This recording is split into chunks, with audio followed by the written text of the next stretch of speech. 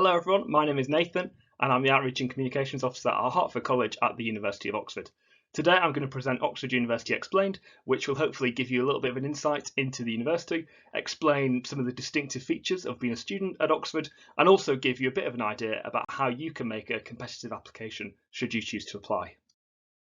So the first thing to say is that Oxford is really old and it's really famous. Most people probably know that already, but we are the oldest university in the English speaking world, and you can see from the picture on this slide that's a photo of the Divinity School, which is an amazing space and one of the university's oldest teaching spaces that's still around, which is really cool. We're also the best university in the world. If you read the Times Higher Education World Rankings, if you read different league tables of universities, they're going to tell you someone else is the best. But the Times have said we're the best for 4 years running, which is amazing. And lots of people who apply to Oxford choose to apply to us because they want to be part of that world-class academic community. And that is no bad reason at all. Other people can be a little bit intimidated because you think, how on earth am I going to go to the world's best university? Well, hopefully what you're going to learn in this presentation is that normal people just like you do go to Oxford. I went to Oxford. I think I'm pretty normal. I went to a comprehensive school in the Northwest, and then I came to Oxford to study history of art, which I hadn't studied before, but was something that really fitted my interests and my A-level choices as well. And we'll talk more about courses and the different things as we go on. Hopefully what you can see from this slide is that Oxford is full of normal people doing normal things. Yes, people are in the libraries, they're working hard. It is about studying a big part of the time, but it's also about making new friends, hanging out with those new friends, and taking part in activities that you enjoy. And although we're the oldest university in the English-speaking world, we're actually the youngest city in the UK because there's so many young people living, working, and studying in Oxford. So it might be old, but it's also a really vibrant, exciting place to be as well. Now, I've just got a few things here that set Oxford apart from other universities. So these might be some reasons why you might want to apply to us, but there are also some things I'm going to explore in more detail because what they do is make a student experience at Oxford a little bit different from a student experience at another university, ranging from the academic side of things, the kind of courses we offer and the way that we teach, through to the domestic and social side of things with our collegiate structure, and also our excellent resources and financial support and a beautiful historic city that you saw a little glimpse of on the previous slide.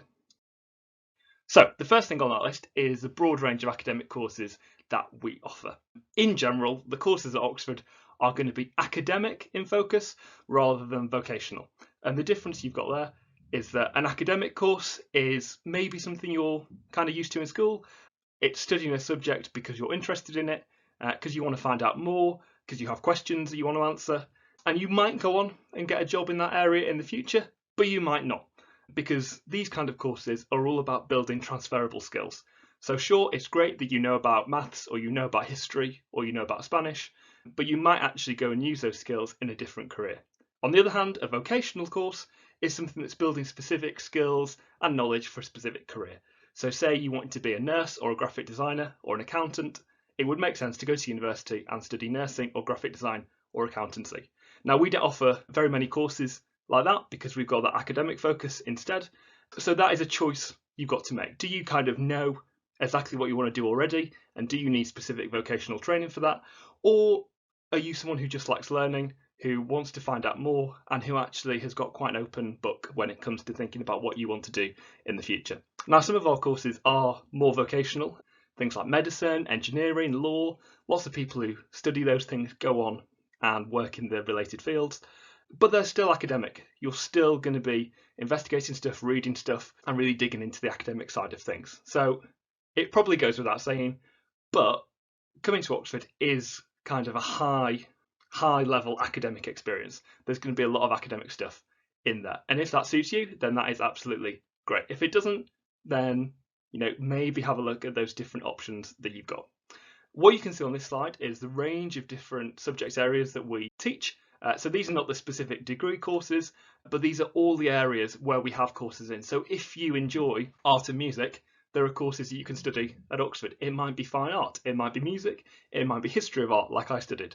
Likewise, if you are interested in using maths right at the bottom of the list, that might be you studying maths, it might be maths and statistics, it might be computer science where you kind of got maths and more maths and you're applying it to a specific area.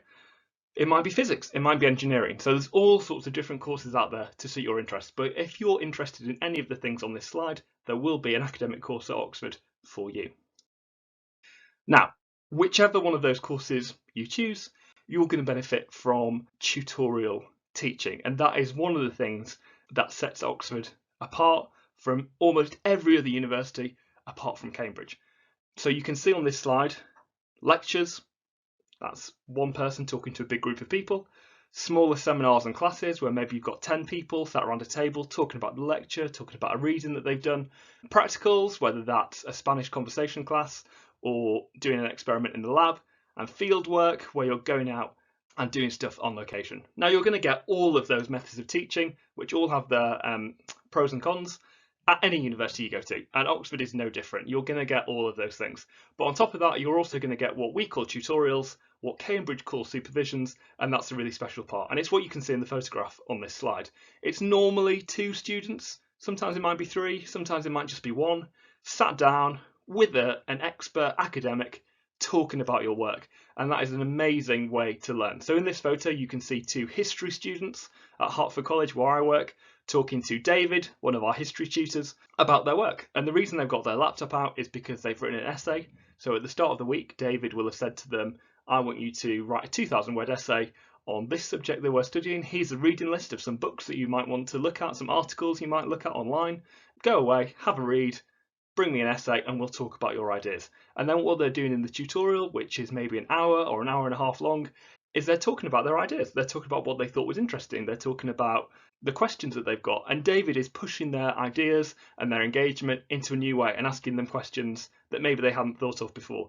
So a tutorial is all about a conversation. It's about having a conversation about a subject that you're interested in with someone who knows lots and lots about it. And that is an amazing way to learn because you get that really close personal contact.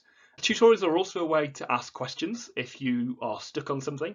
Maybe there's something that you read that you just didn't understand, and you have access there to someone who knows all about it, who you can say, do you know what, I didn't quite get that bit, could you explain it to me? And that is an amazing way, again, an amazing resource to have. Now, if you're a scientist, you probably won't have written an essay, but you might have done a problem sheet where you've got, say, 10 different questions, and you're going to work through the questions and then take them along to the tutorial. Maybe you got the first 7 right, you worked on them. It took a little bit of thought, but you kind of got there. But the last 3 questions on your problem sheet were really hard. And you tried, but you just couldn't quite get the answer. And again, the tutorial is then your opportunity to consolidate the learning that you've had from the 7 questions you could do, and then spend a lot of time in the tutorial going through the 3 questions you couldn't do and getting that expert help and guidance that you need to get them right.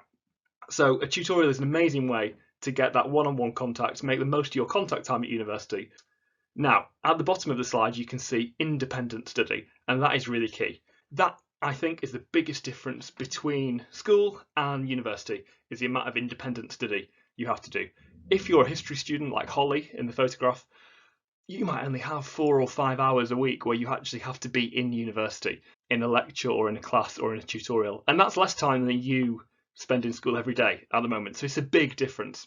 And the key to making that work is to pick a subject that you really enjoy. You've got to pick a course that excites you. Because if you have to get up on a Sunday and go to the library and do some reading for your lectures and finish off that essay, that's hard work. Even if you're interested in it, it's tough. If you're not interested in it, that's a whole other hurdle that you have to jump over. So it's really important when you're looking at courses to pick a course that really excites and interests you, that you're enthusiastic about. And there's a great video, which I'll put up a link to, on the university website, which takes you through all the reasons and all the kind of decision making that goes into choosing which course to do at university. So check that out. Now, the other kind of big thing that makes Oxford and Cambridge, again, a little bit different to other universities is the fact that we're split into different colleges. And that is a really key part of what makes being a student at Oxford different from being a student somewhere else. You can see at the bottom of the slide that I work for Hertford College. I was a student at Christchurch, which is in another college just down the road. That's because Oxford is made up of over 30 different colleges. Now, college is a little bit of a confusing word because I think for most people, and certainly for me, it immediately says like sixth form college that you might go to do your A-levels, but that's not what it is. We're not sixth form colleges, we're just part of the university. We're kind of smaller communities, smaller organisations within the university. It's a little bit like if you have houses in your school, you're all in a different house, but you're all part of the same school. It's also a little bit like the USA. So in that metaphor, Oxford University is the United States of America, and then all the colleges are all the different states. And that one works really nicely because all the different states are, some of them are bigger, some of them are smaller, they're in different places all around the country, they're all run by different people, they all look and sound different, but they're all American. And that's exactly the same as colleges in Oxford and Cambridge. So we might have lots of different colleges, our students are all students at different colleges, they're all spread out in different parts of the city, but they're all Oxford University students. Now in the photograph you can see the dining hall at Hertford College, which is really nice. I get to have my lunch there every day, which is pretty cool. And as you can see, the students get to have their lunch there as well. And that kind of socialising, eating, coming together is a really key part of what a college is. It's a community within the university. It's somewhere where you have those tutorials that we've just been speaking about most of the time. It's where your student accommodation will be. It's where you will go and eat your food. It's where you have a library to do your independent study. It's where there'll be social spaces, a bar or cafe, common room to hang out in and meet friends. And there'll also be clubs and teams and societies there as well. And on top of all of that, you've got pastoral support because you're in that kind of smaller community. So it means that the people are there looking out for you and are on hand if you have any problems at all while you're a student, which is a really nice kind of safety blanket to have. Because where you've got thousands of new students within the university, within your college, there's probably only going to be 80 to 120 new students in your year group. And that is much more like a school year group, and that means it's really easy to make friends, to have people nearby, and to feel like you're actually part of that community, which is really, really nice. And 80 to 120 people is like a nice number where there's enough people to make friends with, but not too many to be overwhelmed and feel lost. That is kind of what colleges bring to Oxford, is that sense of community and somewhere for you to really feel at home. And as I said at the start, Oxford is not all about studying. You might only have 4 contact hours a week if you're a historian at one point, but you're going to be putting in a lot more time with that independent study. Some people say it's a bit like a 9 to 5 job where you can say, I'm going to put in 7 hours work today. Maybe I'll do 3 this morning, and then maybe I'll do 5 after dinner tonight. And in the middle of the day, I'm going to go out and play sport, or I'm going to take part in this society that I enjoy, or whatever it is. Some people might work 9 to 5, some people might just work in the evenings, and it's up to you how you manage your time. But the nice thing is there's loads and loads and loads and loads of stuff going on for you to take part in when you're not studying. So as you can see on the slide, there's over 400 clubs and societies across the university, as well as teams, and that means whatever it is that you're passionate about outside of your studies, you can do it. And it might be something you've never even heard of before, it might be something you've never tried before, and that's one of the great things about university, is that you have that opportunity to try something you want to try out but you've not had a chance to before. So it might be arts or drama or music, it might be journalism, it might be charities or activism or politics, a cultural society or a subject society. There's all sorts out there, and the amazing thing is they're all run by students, which means that if you want to be part of a team, if you want to write stuff, if you want to act in stuff, if you want to change things, the opportunity is there for you to do that, which is really, really fun. And sometimes, the kind of skills and experiences you're building through your extracurricular activities are just as important as the transferable skills you're gaining from your degree. And you can put them together when you're looking for a job. There's loads of things to do, but there's also loads of things that are in Oxford for you to do as well. One of the great things about Oxford is that there is so much going on and there's so many resources that it's hard to feel homesick. There is something you can do every single minute of every single day. Now, you might be going to our university museums for fun, or you might be going to them as part of your course. If you study something like history or English or archaeology and anthropology or classics, you're going to be going along to our university museums and working with the staff and the curators there to look at actual objects from the periods that you're studying, which is great. You can tell I'm an art historian now because I'm getting excited, but our university museums really are amazing. You can see the Pitt Rivers Museum in this picture, which just has an amazing array of stuff in there. So that is an amazing resource. We've also got the Bodleian Libraries, which you can see at the top of the list.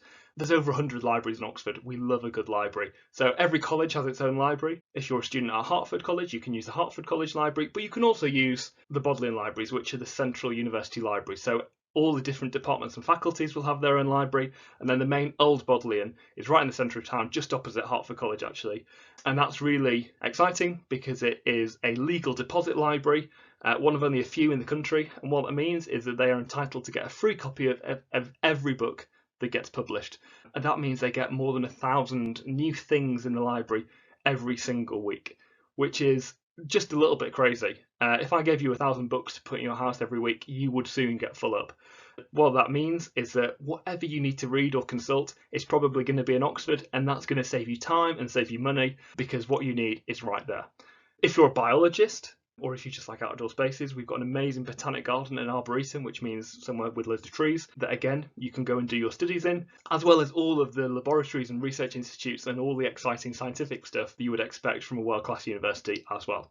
At the bottom of the list you can see the Language Centre, which is where you can go along and learn loads of different languages right from beginner up to advanced level alongside your degree and get an extra qualification at the same time. So maybe you want to carry on your A-level French, or maybe you want to learn Arabic from scratch. You can do that, and that is really amazing. And as I've kind of touched on already, all of this is about building transferable skills and giving you the skills and experience you need to go out there and get a really great graduate job after you finish your studies. The career service in the university is really good too, and you can use them for life, which is an amazing resource. And that means that 20 years down the line, if you want help moving into a different industry, if you want to make contacts with people, you can come back to Oxford and the career service will help you do that. While you're a student, they have over 2,000 employer events every year, and they have hundreds of local and global internships. Whether you want to stay in Oxford and do an internship with a local startup during the first week of your Easter holidays, or whether you want to go and spend 6 weeks in the summer working at the Hermitage Museum in St. Petersburg, which some of my friends did when I was a student, there are countless opportunities out there just for Oxford students to set you up for those skills that you need for after you graduate. So we've got to kind of the big questions phase. How do I apply to Oxford? And just like Oxford is a little bit different from the universities in the way that we teach and the way that we're structured, the way that our application process works is also a little bit different. The good news is that it's basically the same as Cambridge's. So again, if you're still weighing up those two universities, you can't apply to both in the same year. But if you decide to apply to one or the other, Oxford, the things that you're going to be asked to do are going to be really similar. So the first thing that you have to do, and the most important thing, as I mentioned before, is choose a course. The course is really, really, really, really key.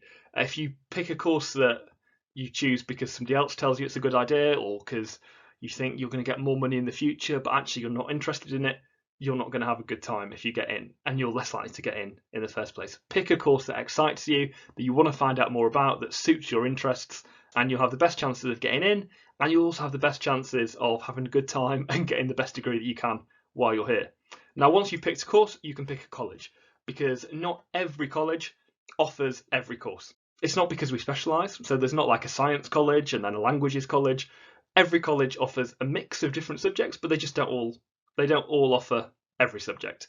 And that's simply due to numbers. So like if you're doing a huge course like law, where we're having like around 200 new students across the university every year, you can do that at basically every college.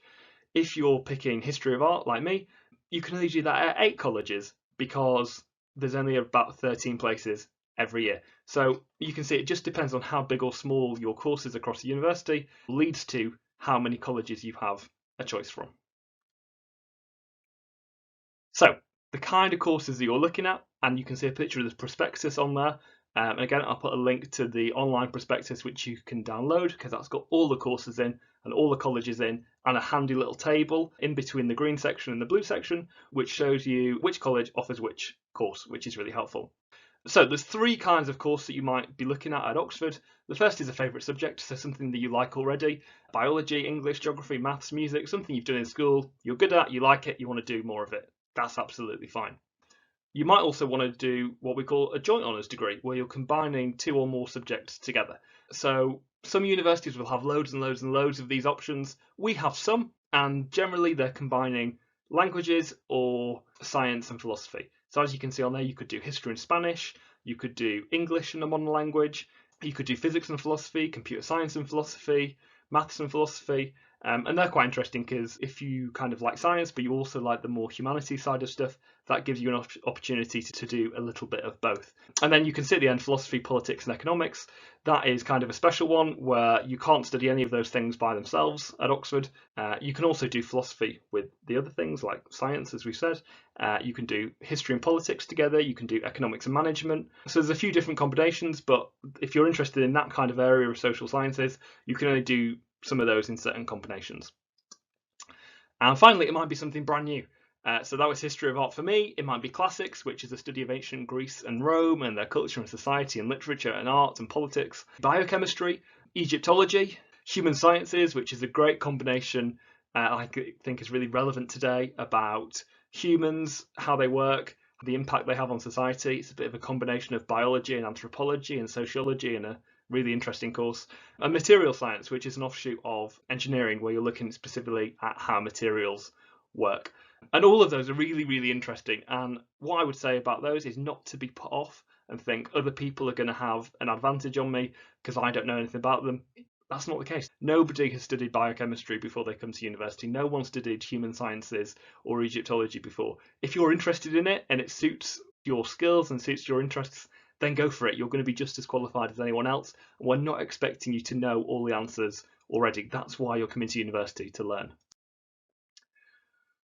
So we've picked our course. How are we going to pick our college? Now you can see a picture of Hertford College there. We've got a 24/7 library, we've got amazing food, we've got newly refurbished first year bedrooms, we're right in the centre of town, we've got generous bursaries, so there is a lot to sell Hertford College. But there's over 30 to choose from, so some of the things you might consider are whereabouts they're located in the city. Do you want to be right in the centre of town? Do you want to be a little bit further away? They're all kind of within 20 minutes walk of the city centre, so you're never going to be that far away. As I said, what kind of bursaries or grants might they have in addition to the stuff offered by the university? What is the accommodation and the food like? What kind of extra facilities do they have? Do they have an on-site gym maybe? Tick, Hertford College does. So yeah, there's lots of different things that you might take into account. And the best thing to do is visit us on an open day or have a look at the different colleges in the prospectus or online. At the end of the day, it doesn't matter which one you apply to. About a third of people who make an application to Oxford and are successful get an offer from a college they didn't apply to. So it doesn't matter. Just choose one that you like the look of, where you think you'll feel at home. If you really, really, really can't decide, then you can make what we call an open application. And that's where you say, I don't mind, you choose for me. And then our computer will randomly assign you to a college when you make your application. There's no advantage or disadvantage to that. It's just kind of a get out clause if you can't choose. But the best thing to do is find a college that you like and apply there. So, second big question is, what are we looking for? And there's only three things that we are looking for, and they are that you meet the subject requirements, that you have the academic ability and potential to do well on our courses, and that you have a genuine interest in the subject that you've applied for, and that you're enthusiastic and you're motivated to study it. So the subject requirements in general, if you're applying for a humanities course, that's going to be 3 A's at A level. If you're applying for a science course, it's going to be 1 A star and 2 A's at A level. Unless you want to do maths or engineering, they're both 2 A stars and 1 A at the moment. So that's for 2021 entry. If you're studying Scottish Highers or the International Baccalaureate or a different international qualification, then you can find all of the conversions on the university website. Aside from the subject requirements, so if you want to do history, we want you to get 3 A's at A level, be predicted to get 3 A's at A level. What else are we looking for? So you've got the academic ability and potential. We're going to see that in your GCSE results, your predicted grades. I'll talk about both of those in a few slides' time. The potential, that's a tricky one. How are we going to assess that? Maybe through what you write on your personal statement, through the admissions test, through the interview. And again, I'm going to talk about all of those things. And then again, through your personal statement, through your interview, you're going to demonstrate, hopefully, that subject interest and motivation. What that means is that 3 things we aren't looking for are what your school or family or financial background is. We just want the people with the best potential to do well to come here. We're not looking for a specific type of person. And we're also not interested in any unrelated extracurricular activities because we don't think it's fair to make judgments on an academic thing based on stuff that isn't isn't academic and isn't offered to everyone. So say you're applying for chemistry, but you're also the captain of the football team and you play grade 6 flute. That is amazing, but those things don't have anything to do with chemistry, so they're not going to make a difference to your application. Obviously, they're still great. You can still tell us about them, but don't think that that's going to be your way in, because it's not, because we're interested primarily in the academic stuff. And just on cue, you can see all of the all of the different things that we take into account when we're assessing your application. So you've got academic achievement there, which is your GCSEs, your predicted A levels, your personal statement, and I'll talk about that in a few slides' time. What your teacher writes about you, so be nice to your teachers because they're going to tell us what kind of student you are. Any written work or admissions tests you have to send in or sit for your course, I'll talk about those in a few seconds. Contextual data and interviews, and all of those things have got the same size circle because they're all equally as important to us. You know, interviews might come at the end of the process. That doesn't mean they are the most important be all and end all thing. They're just one aspect of the whole application that you've made. I'll talk a little bit more about contextual data because that's not going to come up on any of the following slides. Basically what that means is that we don't have very rigid GCSE requirements. You know, we're not saying you have to get all 9s to apply to Oxford. Obviously, the higher grades you get, the more chance you stand of making a more competitive application, which is really good. But we're not looking for a specific number of grades at GCSE. What that means is that we put your GCSEs into the context of your school. So were you kind of in the top 10% of your year group, or were you in the middle of your year group in terms of the performance across the board? And that is more useful to us because two people on paper might have the same GCSE grades, but one of them went to a much higher performing school, so performed in the middle of their year, but the other person was kind of at the top of their year because the average grade of their school was much lower. So we think that person has done a bit better at GCSE, so we're going to take that into account. So that is why we don't have any kind of really strict GCSE requirements, because we know that there's loads and loads and loads of variation out there. So you don't need to worry about that. That's just something that we look at to make sure that everyone who deserves to have a chance of getting an interview and getting a place gets that opportunity. So looking at the application timeline, this is the other big thing that makes Oxford a little bit different from other unis. You have to submit your application by the 15th of October in year 13. That is our early deadline, and that is really important because most of the universities close their applications in January of year 13. We close in October to give us time to interview everyone who we shortlist. So it's really important that you know when you go back in year 13 that that is kind of the timeline that you're playing with. This timeline kind of goes from June of year 12 through to January of year 13. Any time before October in year 13, you're thinking about making your application, what course you're going to apply for, thinking about those different colleges. And then at the start of year 13, you're putting together your personal statement and you're registering for any tests that you have to sit. And you have to register for the tests and submit your UCAS application by the 15th of October. That's really, really, really important. After that deadline, you'll send us in any written work if we've asked for it, and you'll sit any of the admissions tests that you've registered for. And then in December of year 13, we'll decide who to shortlist. And on average, we're going to shortlist about 60% of the people who apply. For some courses, it's going to be a lot more. For some courses, it's going to be a lot less, just depending on the numbers. If you are shortlisted, then we'll invite you for an interview in December of year 13. You'll come and stay in Oxford for a few days, and then you'll find out in January of year 13 whether or not you were successful. That is the kind of timeline that you're looking at. So, thinking about personal statements, which is one of the things in my diagram of different bubbles that we just looked at. Personal statements are important. They're not the most important part of your application, as I said. We're looking at everything as a holistic thing. So take your time over it, take it seriously, but don't stress about it.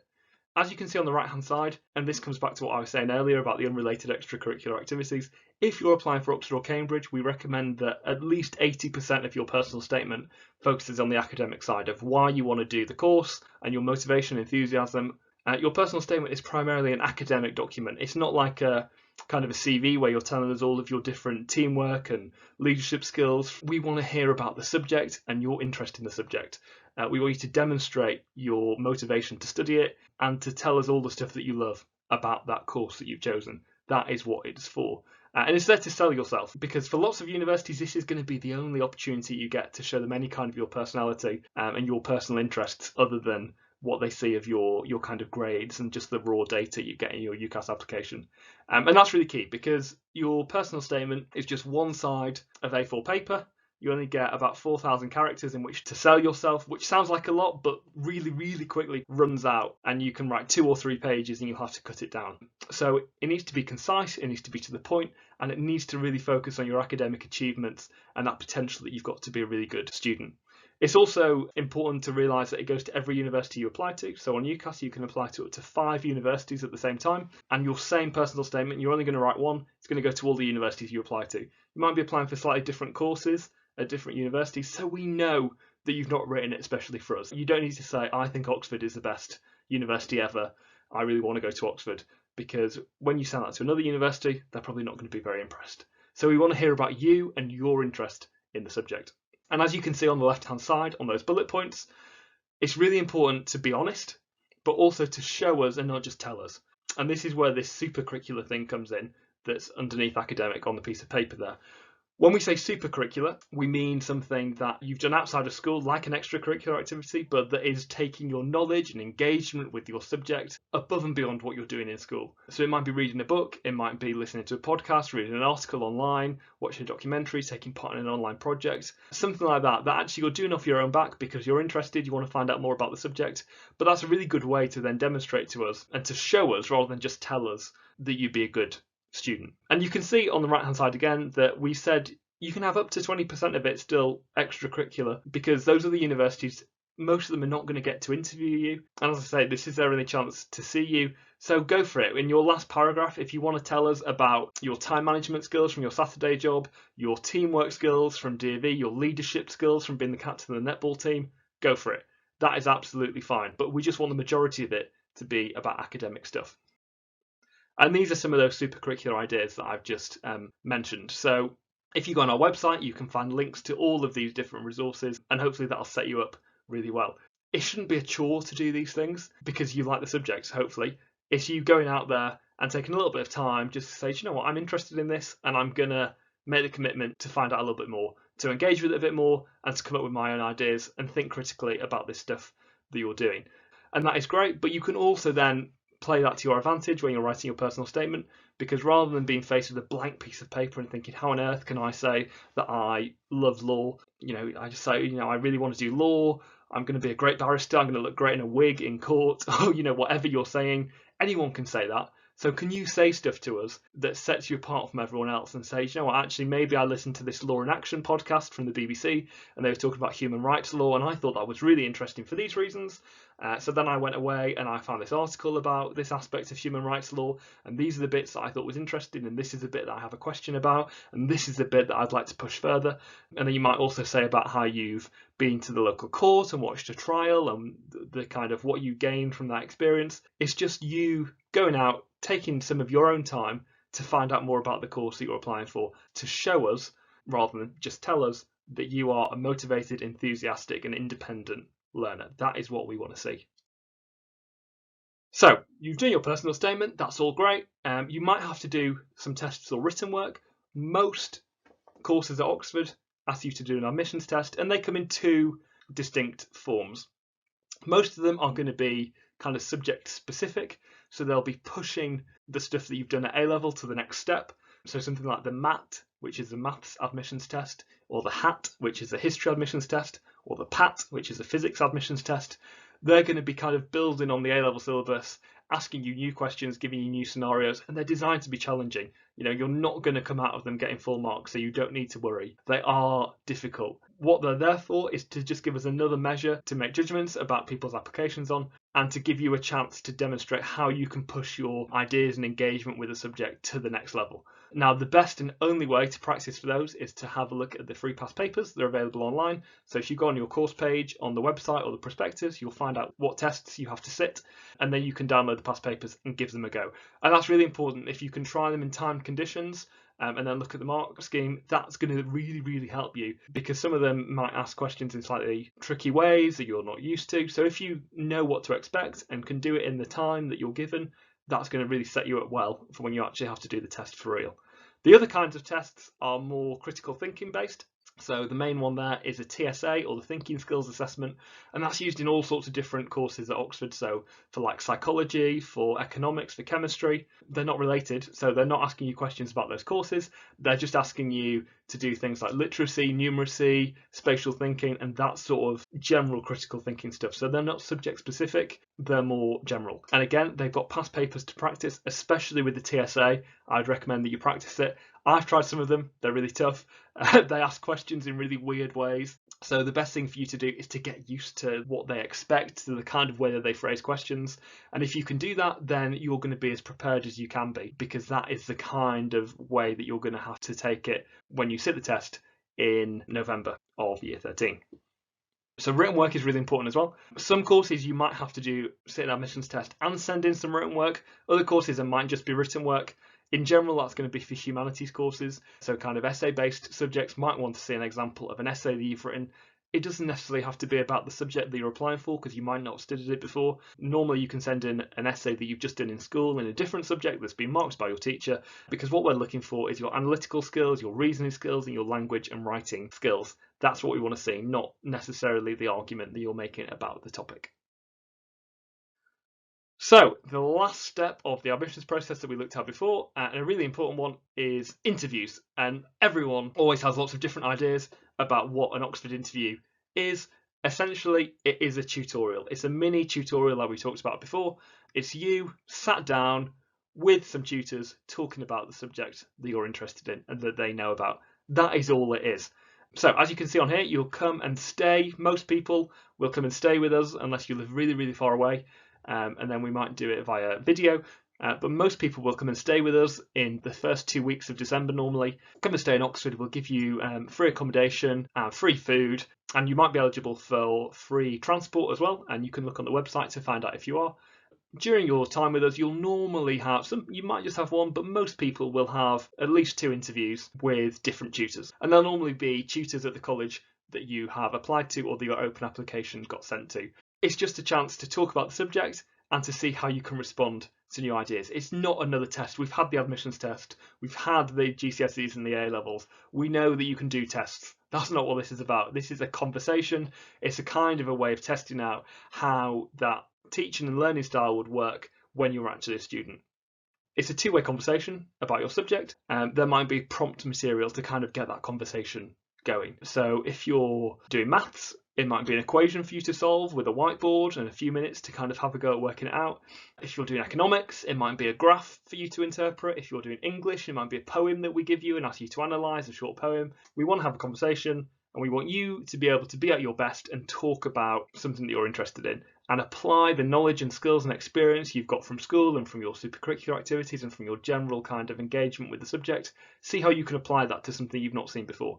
So interviews are designed to be challenging, but hopefully to be enjoyable and to give you the opportunity to talk about something that you're interested in. So we're not expecting you to know all the right answers straight away. That would be really boring. But what we want to see is that you can use your prior experience to get yourself to an answer. And that's why talking is really important, because the tutors are clever, yeah, but they can't read your mind. So if you don't say out loud the stuff that you're thinking, there's nothing for them to kind of judge in the interview.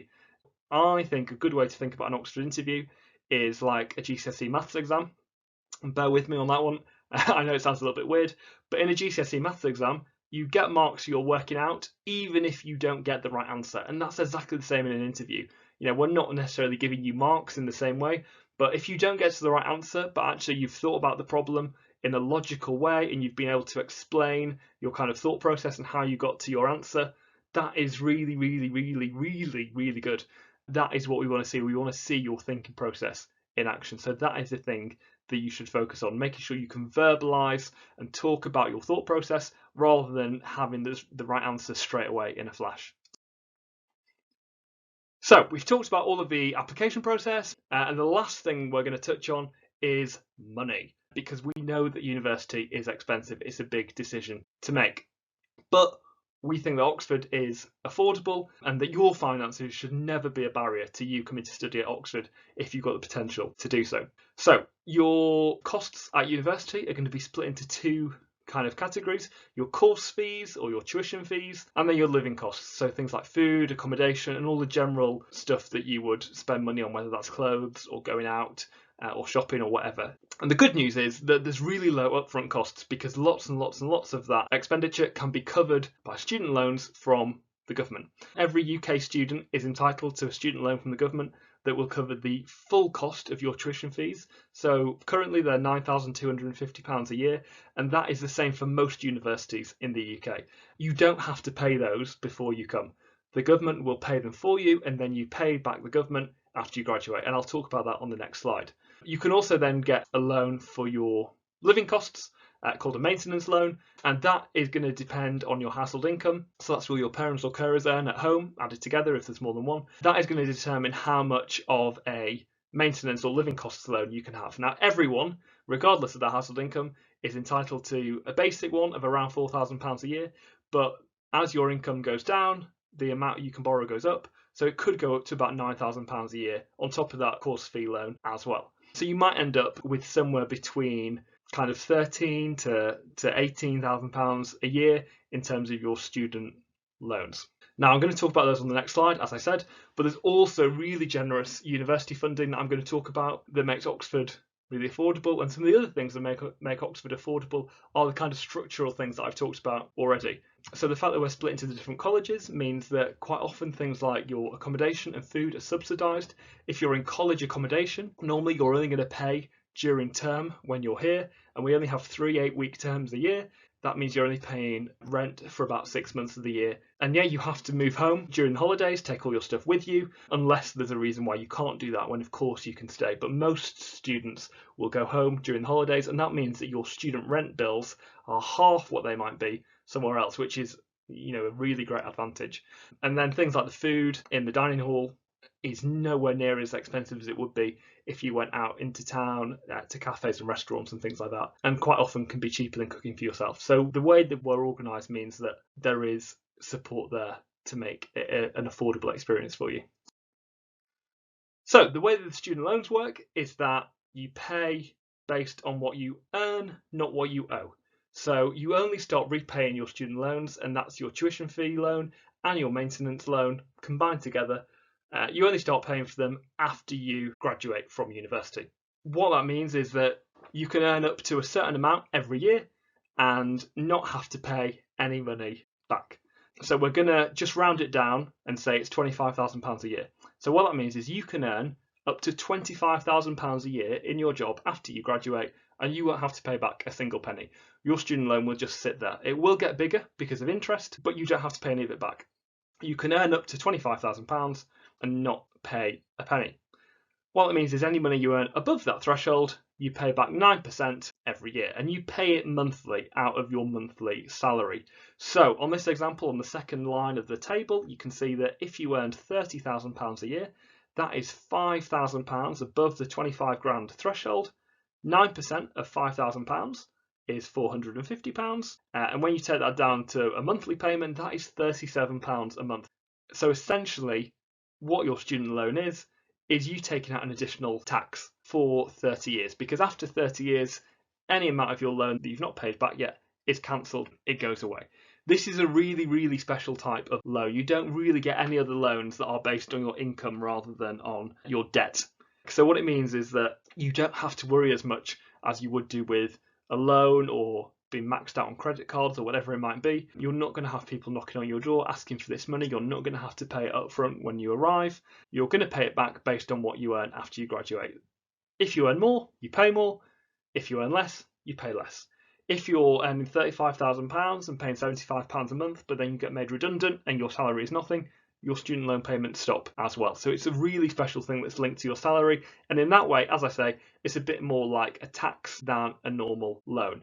And because of the way this works, the vast majority, kind of around 80% of students, will never pay back the full amount of their student loan. So it sounds like a bit of a weird system, but it's not the worst system in the world to make university affordable.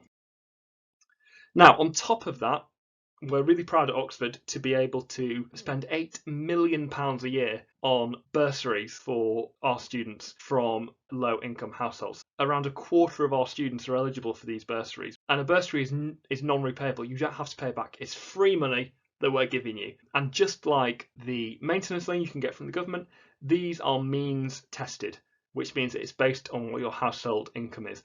Essentially, if your household income is under around £42,875, you are going to get almost £200 a year in free bursary money and be part of the Oxford bursary programme. And that goes all the way down to £27,500. So if your household income ranges from £27,500 to around £42,000, you are eligible to get an Oxford bursary of between about £200 and £2,000 every year of your course. If your household income is under £27,500, you're eligible for our Crankstart scholarship, and that is a really special programme where you get a bigger bursary and you also get really great volunteering and career development opportunities too. And that annual bursary is £4,200. If your household income is less than £5,000, your annual bursary is going to be £5,000. And that is there because we want people with the best potential to do well to come to Oxford, regardless of what their family background or financial situation might be. If you are eligible for it, we will give it to you. All you have to do is agree to be means tested by your regional student finance provider. So if you're from England, that will be Student Finance England. If you agree to be means tested by your student finance provider and agree to share the information with the universities you're applying to, that information will get sent to us and then we'll get in touch with you and say, for example, would you like £2,000 a year in free money? And you just say, yes, please. And then we give you the money. It's as easy as that. So that is everything. That is a whistle-stop tour of all that Oxford has to offer. So what you need to do now is go away, discover, find out a little bit more about the university by looking at our prospectus or going on the university website, and also try out some of those supercurricular activities because they're an amazing way to really get invested in a subject and then to demonstrate your motivation and enthusiasm to us when you're writing your personal statement. So if you're going to do one thing, have a look at those supercurricular activities and get involved. Now, the links on the left-hand side that you can see, you can go to the university website to find out literally everything you could possibly want to know about studying at Oxford and about all the different courses we have on offer. And you can follow them on social media at Study at Oxford on Instagram and at Ox Outreach on Twitter. Every college is going to have a website as well. As I say, I'm from Hertford College, so if you want to find out more about us, you can go to the Hertford College website. You can follow us on Twitter and Instagram at Hertford College, and that's our Instagram feed that you can see to the right-hand side. You're going to get a lovely mix of content from beautiful pictures of our famous Bridge of Sighs at the top left, through to our cute but evil cat Simpkin at the top right, and keep cups and student ambassadors and all the sort of stuff that you might want to see. So make sure you follow us. And another great thing you can do is go on our student blog. So that's on Medium, medium.com/Hertford-College. And that is a great place to go because there's loads of articles on there written by our students telling you all about life at Hertford. As I mentioned earlier, one of the best ways to experience Oxford is to visit us on Open Day. They happen at the end of June or the start of July and towards the end of September every single year. And you can find out more about those by going to the university website ox.ac.uk/open days. So I hope you've enjoyed it. If you've got any questions at all, head over to our website. You can send me an email, outreach@hertford.ox.ac.uk. I really hope that you'll think about applying to Oxford in the future.